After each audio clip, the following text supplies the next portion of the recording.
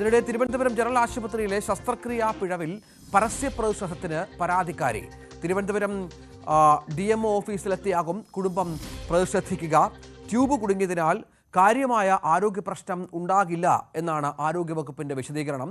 2023 March 22-നാണ് Thiruvananthapuram general ആശുപത്രിയിൽ doctor Rajeev Kumar നേതൃത്വത്തിൽ സമുമയയുടെ thyroid ശസ്ത്രക്രിയ നടന്നത്. പിഴവ് ഡോക്ടർ സമ്മതിക്കുന്നതിൻ്റെ ശബ്ദരേഖ അടക്കം പുറത്തു വന്ന ഒരു പശ്ചാത്തലം കൂടി ഇതിനോട് ചേർത്ത് വെക്കണം. സാരംഗ് സുധാകരൻ വിവരങ്ങൾ പങ്കുവെക്കും. സാരംഗ്, ഗൗരവമായ ചികിത്സാ പിഴവാണ്, ഡോക്ടർ സമ്മതിക്കുന്നുണ്ട്. രോഗിയുടെ ബന്ധുവിനോടാണ് ഇക്കാര്യം വ്യക്തമാക്കിയതും മറ്റും. ഇതിൽ അധികൃതരുടെ വിശദീകരണം എന്താണ് ഇപ്പോൾ ഏറ്റവും ഒടുവിൽ പുറത്തു വന്നിരിക്കുന്നത്? തീർച്ചയായും രഞ്ജിത്ത്, ഇത്തരത്തിലൊരു ചികിത്സാ പിഴവ് കണ്ടെത്തിയത് തന്നെ 2 വർഷത്തിന് ശേഷമാണ്. അതായത് ഒരു മരുന്ന് നൽകാനായി ഈ ശരീരത്തിലേക്ക് വെച്ചിട്ടുള്ള ഒരു ഗൈഡ് വയർ 2 വർഷത്തോളം അകത്ത് കിടന്നിട്ടുള്ള ശാരീരിക ബുദ്ധിമുട്ടുകളായിട്ടായിരുന്നു ഈ യുവതി മറ്റൊരു ആശുപത്രിയിലേക്ക് ചികിത്സ തേടുന്നതും മറ്റ് ആരോഗ്യ പ്രശ്നങ്ങളും ഈ യുവതിക്കുണ്ട്.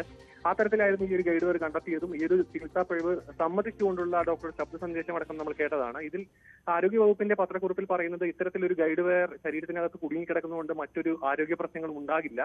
പക്ഷേ ഇതിൽ വളരെ ഇത്തരത്തിലൊരു ഒരു കാര്യം മനസ്സിലാക്കാനുള്ളത് എന്ന് വെച്ചാൽ ഈ ഒരു വിദഗ്ധ സമിതിയെ ഏപ്രിൽ മാസം തന്നെ നിയോഗിച്ചിരുന്നു. ഈ ഒരു വിദഗ്ധ സമിതി പക്ഷേ യോഗം ചേർന്ന 4 മാസങ്ങൾക്ക് ശേഷം ആഗസ്റ്റിലായിരുന്നു.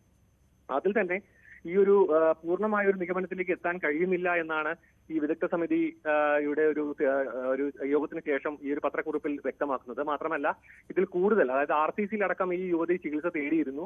പക്ഷേ ആ ചികിത്സയിലടക്കം ഉള്ള ഫയലുകളും മറ്റും പരിശോധിച്ചാൽ മാത്രമേ എവിടെയാണ് ഈ തെറ്റ് വരിക, അതായത് കൃത്യമായ ഒരു ഇത്തരത്തിലുള്ള ഒരു പത്രക്കുറിപ്പിൽ ഒരു കൃത്യത, ഒരു വ്യക്തത ഈ ഒരു പത്രക്കുറിപ്പിൽ ആരോഗ്യവകുപ്പ് പങ്കുവെക്കുന്നില്ല എന്നാണ് നമുക്ക് മനസ്സിലാക്കാൻ കഴിയുന്നത്. ഒരു ചികിത്സാ പിഴവ് ഉണ്ടായിട്ടും അതിൽ പരാതി ഉണ്ടെങ്കിൽ മാത്രമേ ഇത്തരത്തിലൊരു കൂടുതൽ നടപടിക്രമങ്ങളായിട്ട് മുന്നോട്ട് പോകാം. അത്തരത്തിലൊരു എവിടെയും തൊടാത്ത രീതിയിലുള്ള ഒരു പത്രക്കുറിപ്പായിരുന്നു ഇന്നലെ ഇത്തരത്തിൽ ആരോഗ്യവകുപ്പ് പുറത്തിറക്കിയത്. ഇതെല്ലാം നിഷേധിച്ചുകൊണ്ട് കുടുംബം ഇന്നലെ തന്നെ രംഗത്ത് വന്നിരുന്നു. അവർ ഇന്ന് കൂടുതൽ പ്രത്യക്ഷ സമരത്തിന് വേണ്ടി മുന്നോട്ട് വരാനുള്ള ഒരു ശ്രമത്തിലാണ്. ഇന്നലെ തന്നെ അത്തരത്തിലൊരു സമരത്തിലേക്ക് കടക്കാനുള്ള ഒരു ശ്രമം ഉണ്ടായിരുന്നു. പക്ഷേ അത് ഇന്നത്തേക്ക് മാറ്റിവെക്കുകയായിരുന്നു. 11 മണിയോടുകൂടി ഈ ഒരു ആരോഗ്യവകുപ്പിന്റെ ഓഫീസിന് മുന്നിൽ ഇത്തരത്തിൽ പ്രതിഷേധത്തിന് ഒരുങ്ങുകയാണ് കുടുംബം. മാത്രമല്ല, കൂടുതൽ ഇത്തരത്തിലൊരു നഷ്ടപരിഹാരത്തിനടക്കം ഇവർ അർഹരാണ്. അത്തരത്തിൽ അത് അനുവദിച്ച് കൊടുക്കണം. ഇതിൽ കൂടുതൽ ചികിത്സാ ചെലവുകളും മറ്റുമുണ്ട്. മാത്രമല്ല, ഇതിലൊരു CT സ്കാൻ എടുക്കാൻ വേണ്ടിയിട്ടുള്ള ചികിത്സ തുകയടക്കം ഈ ഒരു ഡോക്ടറാണ് കൊടുത്തത് എന്ന് കുടുംബം പങ്കുവച്ചിരുന്നു.